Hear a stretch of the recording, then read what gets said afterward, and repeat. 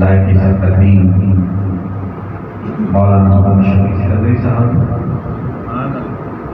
حاضرین میں تشریف فرما علماء کرام موجودین اور میرے رفقائے محترم، السلام علیکم ورحمۃ اللہ وبرکاتہ۔ اللہ رب العالمین جل مجدہ وعم العالم کا بے حد حساب فضل و احسان ہے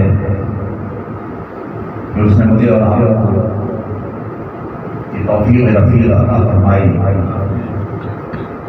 کہ ہم ذکر رسول اور ذکر آل رسول سننے کے لیے اس مسجد شریف کے اندر جمع ہے۔ محرم الحرام کا مہینہ ہے اور یہ ماہ مبارکہ جہاں سن ہجری کا آغاز کرتا ہے، وہاں ہمیں تاریخ انسانیت اور تاریخ اسلام کی وہ عظیم ترین قربانی کی یاد دلاتا ہے، جس قربانی کی مثال نہ کوئی حکومت پیش کر سکتی ہے، نہ کوئی قوم پیش کر سکتی ہے، نہ کوئی رسول پیش کر سکتا ہے، نہ کوئی نبی پیش کر سکتا ہے۔ بدقسمتی کے ساتھ عصر حاضر میں ایک زمانہ تھا کہ ذکر رسول کچھ لوگوں نے متنازع بنا رکھا تھا۔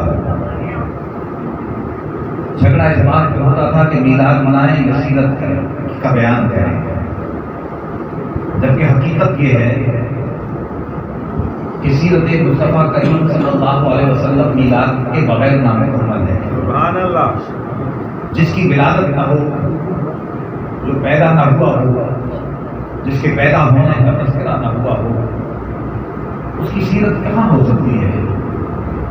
لیکن کچھ لوگوں نے یہ جھگڑا اس معاشرے میں، مسلم معاشرے میں برپا کیا ہوا تھا کہ ہم سیرت النبی کانفرنس کریں گے، اور کچھ لوگ کہتے تھے کہ ہم سیرت النبی کا تذکرہ ضرور کریں گے لیکن پہلے میلاد کا تذکرہ کریں گے،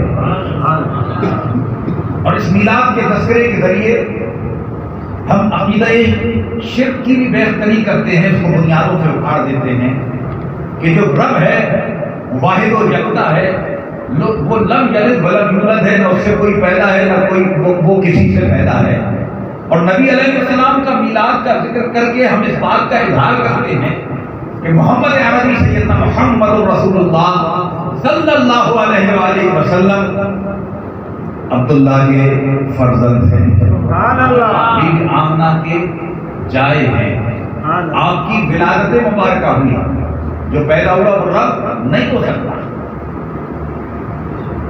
ابھی تک جھگڑا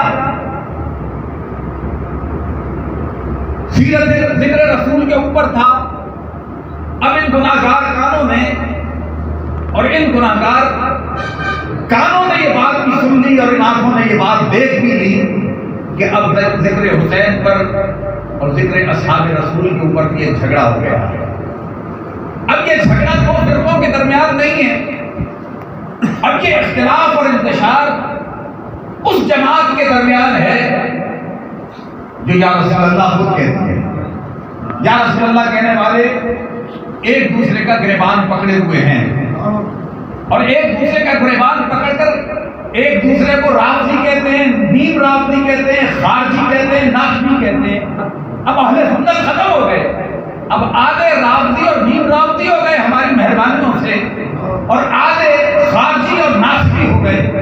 میں آپ کی خدمت میں، علماء کرام کی خدمت میں دس برستہ یہ بات عرض کرنا چاہتا ہوں، حسین کو متنازع نہ کریں، اپنے جھگڑے، اپنے اختلافات، اپنی دشمنیاں ذکر حسین کے اندر نہ نکالیے، ذکر حسین کو امت کے جڑنے کا ذریعہ بنائیے، ذکر حسین کو امت کو کاٹنے کا ذریعہ بنائیے۔ سبحان اللہ۔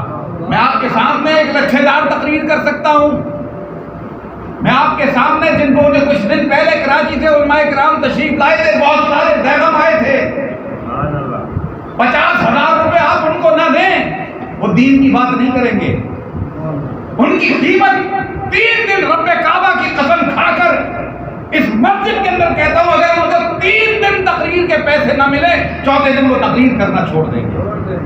ان کی قیمت کیا ہے؟ 50,000 روپے. نعت خواں کی قیمت کیا ہے؟ 10,000 روپے. میں نے نوٹ لکھا, میرا مور بڑھے. یہ مزاج بنا لیا ہے ہم لوگوں نے. ہم نوٹوں پہ لوگ مولویوں کو نچاتے ہیں اور مولوی نوٹوں پہ ناچتے ہیں. وہ سارے غیرم کراچی کے اندر بھی 50,000 لیتے ہیں اور یہاں پتہ نہیں جب آئے تھے وہ پورا ٹولہ آیا تھا تو 1 لاکھ لیے تھے 2 لاکھ لیے تھے مجھے نہیں معلوم. لیکن میں آپ کی خدمت میں ایک بات عرض کرنا چاہتا ہوں کہ ان واض فروشوں سے بچیں. جو پیسے لے کے دین کی تبلیغ کرے. رسول اللہ نے کوئی پیسے کوئی بدلہ لیا تھا؟ قرآن کے ذریعے رب کعبہ نے اعلان کیا, حبیب کہہ دیجئے قل لا اسألکم علیہ اجرا. اے میرے امتیو, قرآن کی آیت سنا رہا ہوں, حدیث نہیں سنا رہا. اختلاف حدیث ہو سکتا ہے. قل لا اسألکم علیہ اجرا. ہے لوگو, تم کفر و شرک کی کے اندھیروں میں ڈوبے ہوئے تھے, میں تمہیں توحید کی راہوں روشن راہوں کے اوپر لے کر آیا. اے لوگو, تم حبل و منات کی پوجا کرتے تھے, میں تمہیں رب کعبہ کی بارگاہ کے اندر لے کر آ گیا. سبحان اللہ. اے لوگو, تم جہنم کے گڑھے کے اندر کھڑے ہوئے تھے, میں نے تمہیں جہنم میں گرنے سے بچا لیا. میں تمہیں جنت کی راہوں پر لے گیا. میں نے تمہیں قرآن عطا کیا, میں نے تمہیں نماز عطا کی, میں نے تمہیں روزہ دیا, میں نے تمہیں حج عطا کیا. تم گمراہ تھے, تمہیں ہدایت عطا کی, لیکن اس کے بدلے میں تم سے میں کچھ نہیں مانگتا. قل لا اسألکم علیہ اجرا.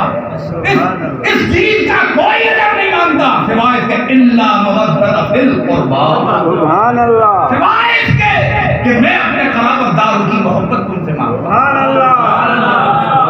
اپنے قرابت داروں کی محبت تم سے مانگتا ہوں. جو میرے قرابت دار ہیں, جو مجھ سے محبت کرنے والے ہیں, جو میرے خون سے ہیں, جو میرے نسب سے ہیں, تم ان سے محبت کرو, تم کامیاب کامران ہو جاؤ. سبحان اللہ. یہ اجر رسالت ہے جناب. سبحان اللہ. یہ کلمے کا اجر ہے. سبحان اللہ. کسی کو اگر اس بات پر, کسی کو اس بات کی غلط فہمی ہے کہ اس کی نمازوں سے جنت میں پہنچا دیں گی, کسی کو اس بات پر اگر غرور ہے کہ اس کی تبلیغ اسے جنت میں داخل کر دے گی, سبحان اللہ. کس کوئی اس غلط فہمی میں مبتلا ہے کہ میں جہادی ہوں, میں نے جہاد کیا ہے, اس کا جہاد اس کو جنت میں پہنچا دے گا, وہ یہ غلط فہمی اپنے اذہان سے نکال دے. میری داڑھی, میری پگڑی, میری قیل و قال, میرے سجدے, من آنم چے من دانم, میرا ظاہر کیا ہے اور میرا باطن کیا ہے میں زیادہ بہتر جانتا ہوں. میرا سر سجدے میں ہوتا ہے اور دماغ حساب و کتاب کر رہا ہوتا ہے. میں نوٹ گن رہا ہوتا ہوں, میں 99 کے ڈھیر میں ہوتا ہوں, اور پھر میں کہتا ہوں میں نمازی ہوں, میں حاجی ہوں, میں ہر سال عمرے پہ جاتا ہوں, میں مداحی ہوں.